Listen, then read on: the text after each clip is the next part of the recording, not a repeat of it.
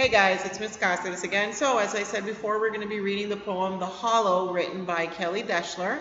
A little bit of background information about where this poem actually originally comes from. One of the first short stories in American literature and an early example of the horror genre was The Legend of Sleepy Hollow that was written by Washington Irving. A lot of his writing has inspired numerous adaptations since it was first published in 1819. The setting of Sleepy Hollow in 18th century New York's Hudson River Valley is described in the story as one of the quietest places in the whole world, where a drowsy dream influence seems to hang over the land and pervade the very atmosphere. Tales of a headless horseman who haunts the community both intrigue and terrify main character Ichabod Crane, who arrives from Connecticut for a short-lived stint as the new village schoolmaster. Now, let's set a purpose for our reading. And so as we read, we got to make connections between the poem, our own knowledge, and what we've learned about the legend of Sleepy Hollow to help us make inferences about the poem's speaker. So we read all first three stanzas, and then it's time for us to make a connection. Annotate in your textbooks from lines 1 to 12, highlight words and phrases that connect to the characters and the setting of the legend of Sleepy Hollow. Once we've done that, we come back to the online platform and we answer the question for Connect. What can you infer about the poem's speaker based on the details about the legend of Sleepy Hollow?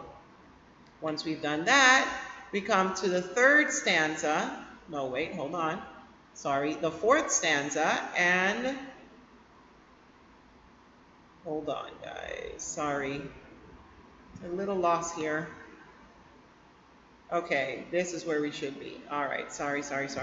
Analyzing the rhyming scheme. Annotate, highlight the rhyme scheme of the poem.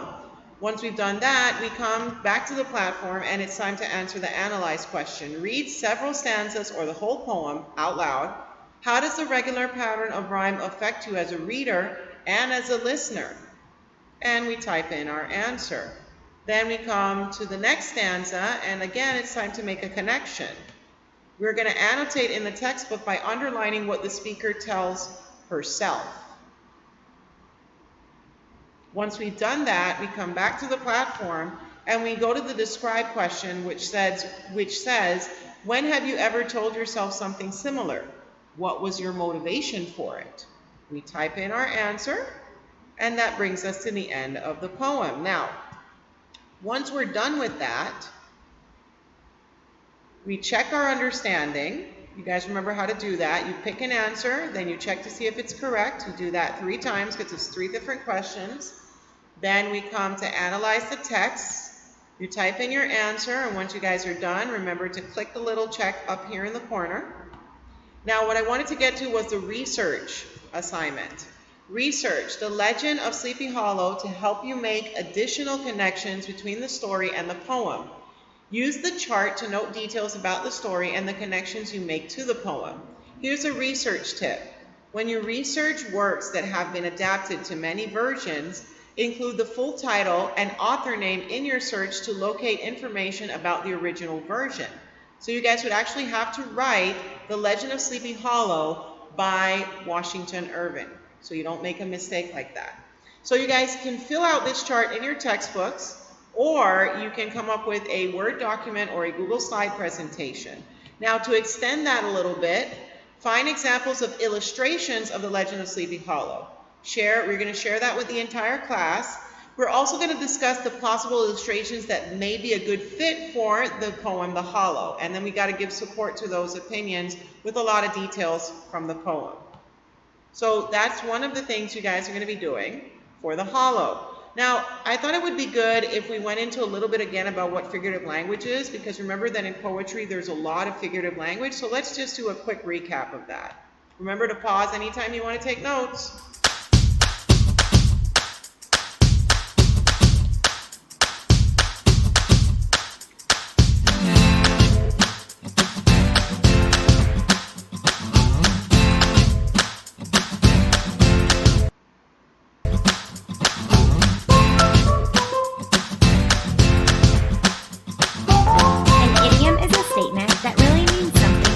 What it says.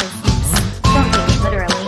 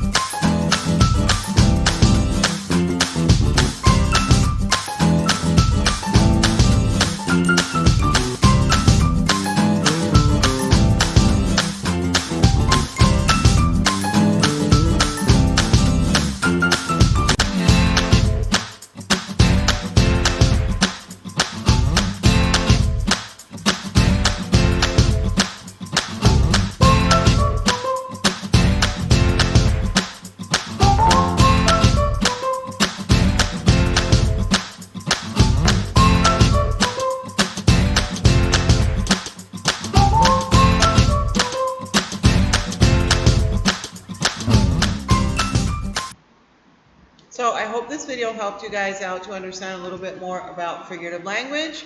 Well, that's it for me, guys. I'll see you next time. Have a great day. Bye.